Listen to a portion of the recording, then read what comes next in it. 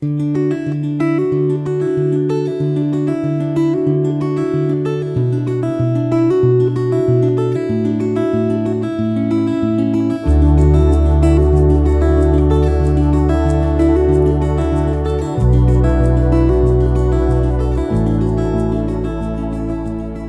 reading begins in Genesis, chapter 46, starting in verse 1.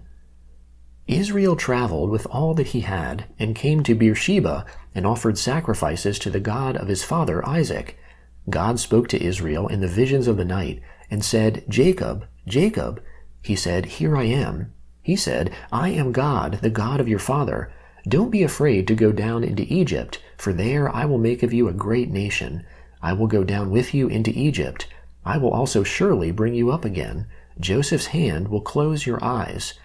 Jacob rose up from Beersheba, and the sons of Israel carried Jacob, their father, their little ones, and their wives, in the wagons which Pharaoh had sent to carry him. They took their livestock and their goods which they had gotten in the land of Canaan, and came into Egypt, Jacob and all his offspring with him, his sons and his sons' sons with him, his daughters and his sons' daughters, and he brought all his offspring with him into Egypt. These are the names of the children of Israel who came into Egypt, Jacob and his sons. Reuben, Jacob's firstborn. The sons of Reuben, Hanok, Palu, Hezron, and Carmi. The sons of Simeon, Jemuel, Jamin, Ohad, Jachin, Zoar, and Shaul, the son of a Canaanite woman. The sons of Levi, Gershon, Kohath, and Merari. The sons of Judah, Onan, Shelah, Perez, and Zerah. But and Onan died in the land of Canaan. The sons of Perez were Hezron and Hamul. The sons of Issachar, Tola, Puvah, Iob, and Shimron. The sons of Zebulun, Sered, Elon, and Jaleel. These are the sons of Leah, whom she bore to Jacob in Paddan Aram, with his daughter Dinah. All the souls of his sons and his daughters were 33. The sons of Gad, Ziphion, Haggi, Shuni, Hezbon, Eri, Arodi, and Areli. The sons of Asher, Imnah, Ishva, Ishvi, Beriah, and Sarah their sister. The sons of Beriah, Heber, and Malchiel. These are the sons of Zilpah, whom Laban gave to Leah, his daughter, and these she bore to Jacob, even 16 souls. The sons of Rachel, Jacob's wife, Joseph and Benjamin. To Joseph in the land of Egypt were born Manasseh and Ephraim, whom Asenath, the daughter of Potipharah, priest of On, bore to him. The sons of Benjamin, Bela, Becher, Ashbel, Gera, Naaman, Ehi, Rosh, Mupim, Hupim, and Ard. These are the sons of Rachel, who were born to Jacob. All the souls were 14. The son of Dan, Hushim. The sons of Naphtali, Jaziel, Guni, Jazer, and Shillem. These are the sons of Bilhah, whom Laban gave to Rachel, his daughter, and these she bore to Jacob. All the souls were 7. All the souls who came with Jacob into Egypt, who were his direct offspring, in addition to Jacob's sons' wives, all the souls were 66. The sons of Joseph, who were born to him in Egypt, were 2 souls. All the souls of the house of Jacob, who came into Egypt, were 70. Jacob sent Judah before him to Joseph, to show the way before him to Goshen, and they came into the land of Goshen. Joseph prepared his chariot, and went up to meet Israel his father in Goshen. He presented himself to him, and fell on his neck, and wept on his neck a good while. Israel said to Joseph, Now let me die, since I have seen your face, that you are still alive. Joseph said to his brothers, and to his father's house, I will go up and speak with Pharaoh, and will tell him, My brothers and my father's house, who were in the land of Canaan, have come to me. These men are shepherds, for they have been keepers of livestock, and they have brought their flocks and their herds, and all that they have. It will happen when Pharaoh summons you, and will say, What is your occupation? That you shall say, Your servants have been keepers of livestock from our youth, even until now, both we and our fathers, that you may dwell in the land of Goshen, for every shepherd is an abomination to the Egyptians. Then Joseph went in and told Pharaoh, and said, My father and my brothers, with their flocks, their herds, and all that they own, have come out of the land of Canaan, and behold, they are in the land of Goshen. From amongst his brothers he took 5 men, and presented them to Pharaoh. Pharaoh said to his brothers, What is your occupation? They said to Pharaoh, Your servants are shepherds, both we and our fathers. They also said to Pharaoh, "We have come to live as foreigners in the land, for there is no pasture for your servants' flocks, for the famine is severe in the land of Canaan. Now therefore, please let your servants dwell in the land of Goshen." Pharaoh spoke to Joseph, saying, "Your father and your brothers have come to you. The land of Egypt is before you. Make your father and your brothers dwell in the best of the land. Let them dwell in the land of Goshen. If you know any able man amongst them, then put them in charge of my livestock." Joseph brought in Jacob, his father, and set him before Pharaoh, and Jacob blessed Pharaoh. Pharaoh said to Jacob, "How old are you?" Jacob said to Pharaoh, "The years of my pilgrimage are 130 years. The days of the years of my life have been few and evil.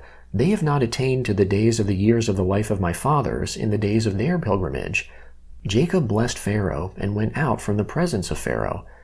Joseph placed his father and his brothers and gave them a possession in the land of Egypt, in the best of the land, in the land of Ramses, as Pharaoh had commanded. Joseph provided his father, his brothers, and all of his father's household with bread, according to the sizes of their families.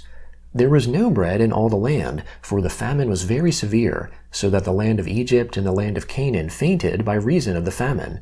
Joseph gathered up all the money that was found in the land of Egypt and in the land of Canaan for the grain which they bought, and Joseph brought the money into Pharaoh's house.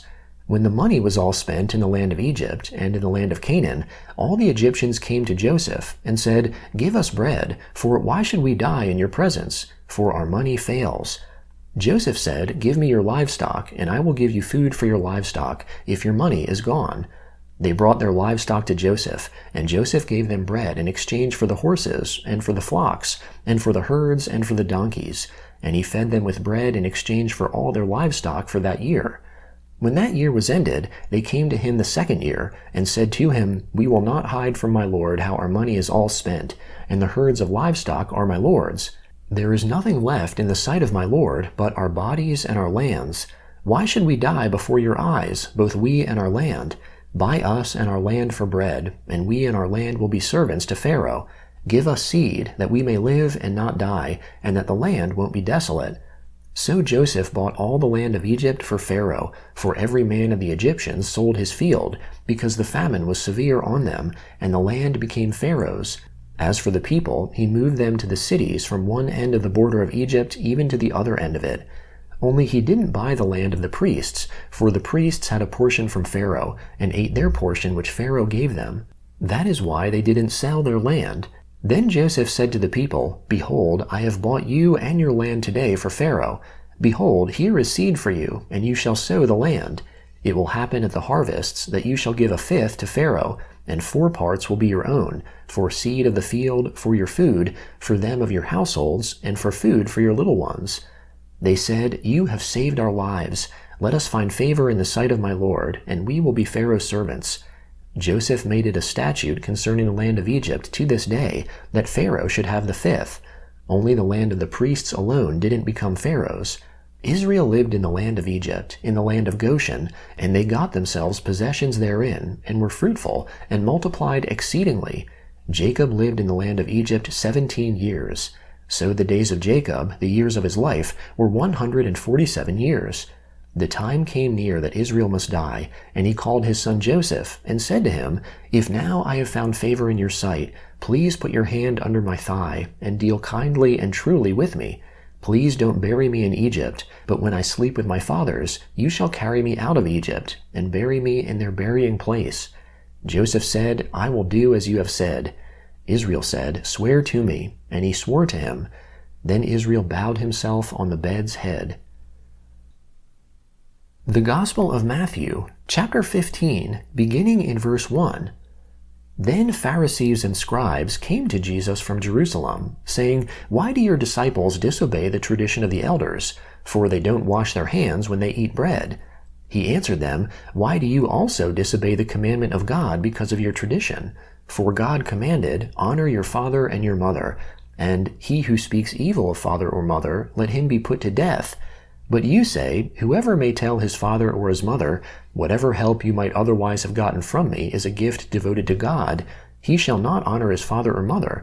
You have made the commandment of God void because of your tradition. "You hypocrites! Well did Isaiah prophesy of you, saying, These people draw near to me with their mouth, and honor me with their lips, but their heart is far from me. And they worship me in vain, teaching as doctrine rules made by men." He summoned the multitude, and said to them, "Hear and understand. That which enters into the mouth doesn't defile the man, but that which proceeds out of the mouth, this defiles the man." Then the disciples came and said to him, "Do you know that the Pharisees were offended when they heard this saying?" But he answered, "Every plant which my heavenly Father didn't plant will be uprooted. Leave them alone. They are blind guides of the blind. If the blind guide the blind, both will fall into a pit." Peter answered him, "Explain the parable to us." So Jesus said, "Do you also still not understand? Don't you understand that whatever goes into the mouth passes into the belly, and then out of the body? But the things which proceed out of the mouth come out of the heart, and they defile the man. For out of the heart come evil thoughts, murders, adulteries, sexual sins, thefts, false testimony, and blasphemies. These are the things which defile the man, but to eat with unwashed hands doesn't defile the man." Jesus went out from there and withdrew into the region of Tyre and Sidon. Behold, a Canaanite woman came out from those borders and cried, saying, "Have mercy on me, Lord, you son of David. My daughter is severely possessed by a demon." But he answered her not a word. His disciples came and begged him, saying, "Send her away, for she cries after us."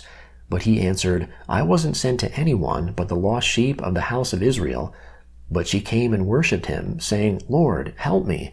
But he answered, "It is not appropriate to take the children's bread and throw it to the dogs."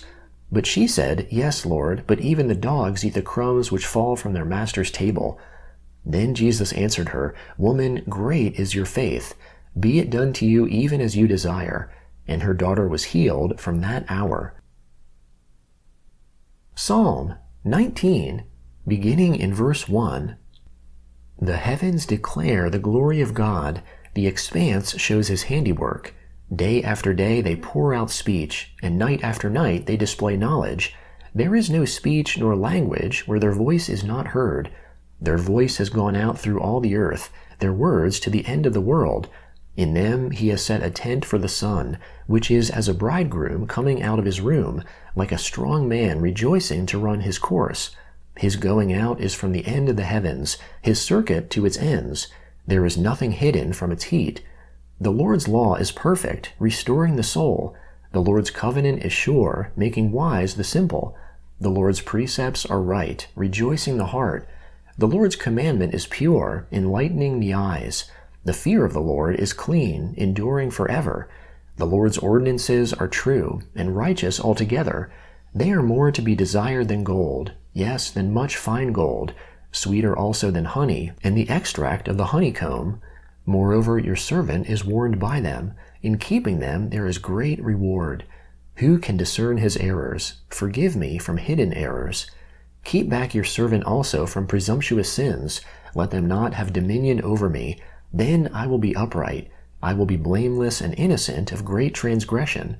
Let the words of my mouth and the meditation of my heart be acceptable in your sight, Lord, my rock and my redeemer. Proverbs chapter 4, beginning in verse 14. Don't enter into the path of the wicked. Don't walk in the way of evil men. Avoid it and don't pass by it. Turn from it and pass on. For they don't sleep unless they do evil. Their sleep is taken away unless they make someone fall. For they eat the bread of wickedness and drink the wine of violence. But the path of the righteous is like the dawning light that shines more and more until the perfect day. The way of the wicked is like darkness. They don't know what they stumble over.